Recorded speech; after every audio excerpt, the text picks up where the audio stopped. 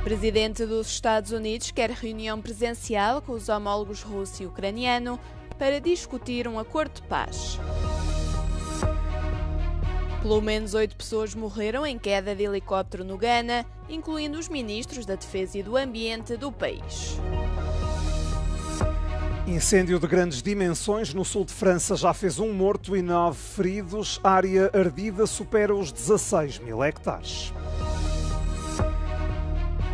Delegados de cerca de 100 países estão reunidos em Genebra para discutirem a redução da produção de plástico.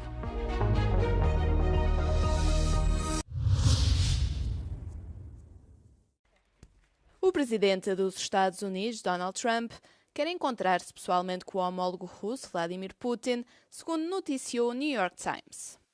Trump quer ainda realizar uma reunião a 3, contando também com a presença do presidente da Ucrânia, Volodymyr Zelensky, mas sem qualquer representante europeu. O plano foi anunciado por Trump numa chamada telefónica com Zelensky e líderes europeus na quarta-feira à noite, com fontes familiarizadas com o tema a indicarem que a proposta terá sido aceita pelos dirigentes do bloco. Em declarações aos jornalistas na Casa Branca, o presidente dos Estados Unidos deu a entender que a reunião poderá ocorrer muito em breve. We had some very good talks with President Putin today, and there's a very good chance that we could be ending the end of that road. That road was long and continues to be long, but there's a good chance that there will be a meeting very soon. Já depois da chamada, Zelensky disse que a Rússia parecia mais inclinada a aceitar um cessar-fogo após a visita do enviado de Trump.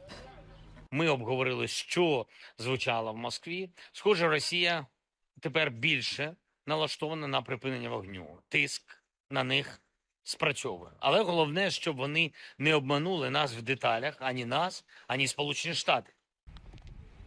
Entretanto, o Kremlin já anunciou que foi acordada uma reunião entre os presidentes dos Estados Unidos e da Rússia. Um conselheiro de Putin indicou que as duas partes estão a trabalhar na organização do encontro e que o local, que já foi decidido, será anunciado mais tarde.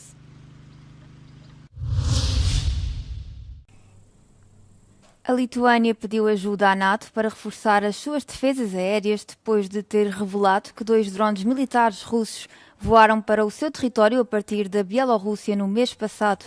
O ministro dos Negócios Estrangeiros do país disse na quarta-feira que falou com o secretário-geral da NATO para discutir a segurança regional. Estas conversações surgem depois da Lituânia ter revelado que um drone tinha entrado no país a 28 de julho. O aparelho transportava alegadamente explosivos. Apžiūrėjus įrenginį buvo nustatyta, kad jis gabeno sprogstamąjį užtaisą, kurį Lietuvos kariuomenės specialistai sėkmingai neutralizavo įvykio vietoje. Nukenksminus sprogstamąjį užtaisą, skraidyklės dalys buvo išgabentos įvairiems tyrimams atlikti. A ministra da Defesa da Lituânia afirmou que o drone foi provavelmente direcionado pela Rússia para Kiev, mas perdeu o rumo por causa das defesas da Ucrânia. Não é a primeira vez que drones de fabrico russo entram na Lituânia a partir da Bielorrússia. O país, que também faz fronteira com o enclave russo de Kaliningrado, comprometeu-se a aumentar as despesas com a defesa face à agressão russa na Ucrânia.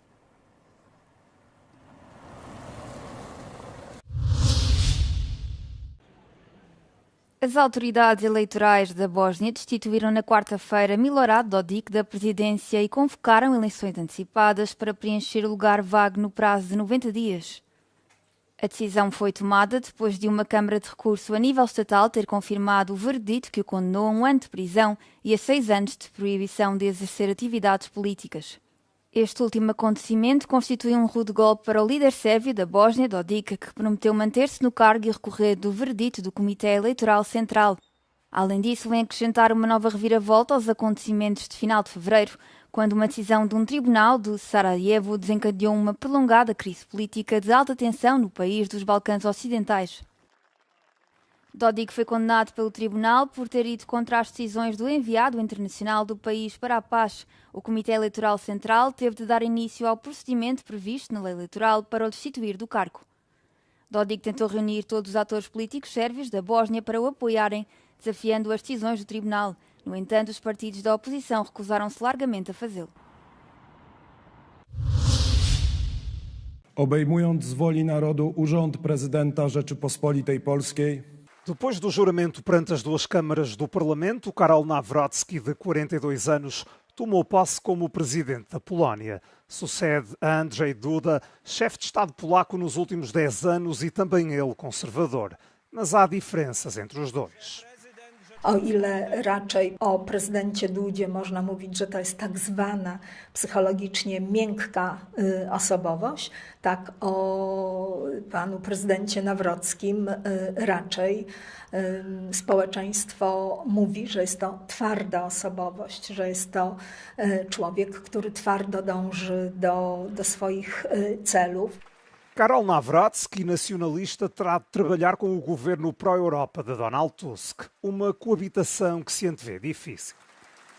Będzie to taka permanentna walka na przewagi, kto kogo zapędzi w kozi róg, kto jakby wizerunkowo i politycznie wygra jakąś batalię. Historiador e ex-pugilista semiprofissional, Nawrocki é desconhecido no universo da política. Kwestia braku doświadczenia politycznego. Nie będzie to łatwe zadanie, bo jednak prezydentami państw zostają osoby już doświadczone. Pierwsze ustawy, pierwsza wizyta to będzie coś, co otworzy i stanie się fundamentem wizerunku publicznego Karola Nawrockiego. Durante a campanha, Nawrocki foi recebido na Casa Branca por Donald Trump. Teve também o apoio do candidato presidencial romeno de extrema-direita, Jorge Simeone. Myślę, że ta pierwsza zagraniczna wizyta to będzie albo Watykan, albo Stany Zjednoczone. Uma sondagem recente mostrou Nawrocki como a figura política mais confiável da Polónia. Helicóptero militar despenhou-se no Ghana na noite de quarta-feira, matando os ministros da Defesa e do Ambiente do país. Segundo porta-voz do Executivo Nacional, os 2 governantes perderam a vida juntamente com outras 6 pessoas que também seguiam a bordo. O acidente, descrito como uma tragédia nacional, foi dos piores desastres aéreos no Ghana em mais de uma década.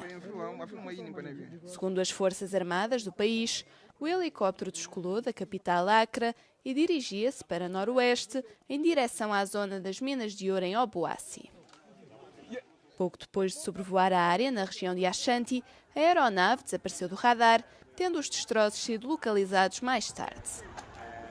A causa do acidente ainda não é conhecida, segundo as Forças Armadas, e foi aberto um inquérito relativo ao incidente.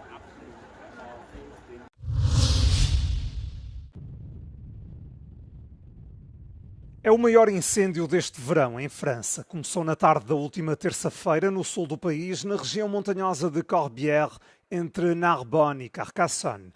Até agora consumiu mais de 16 mil hectares. Há registro de um morto, uma mulher na casa dos 60 anos e 9 feridos, incluindo 7 bombeiros. Uma pessoa está dada como desaparecida. 25 habitações foram danificadas. No terreno estão mais de 1000 bombeiros, apoiados por 600 viaturas e vários meios aéreos. Esta quinta-feira, o dispositivo de combate é reforçado com militares e uma dezena de helicópteros. 2 parques de campismo foram evacuados por precaução.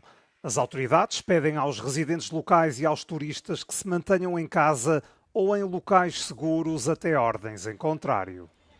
As causas não foram ainda oficialmente determinadas. Está a decorrer uma investigação, mas o primeiro-ministro francês liga o fogo às alterações climáticas e à seca. A comissária europeia, responsável pela gestão de crises, afirma que o bloco está pronto a enviar recursos para a França, caso venha a ser necessário.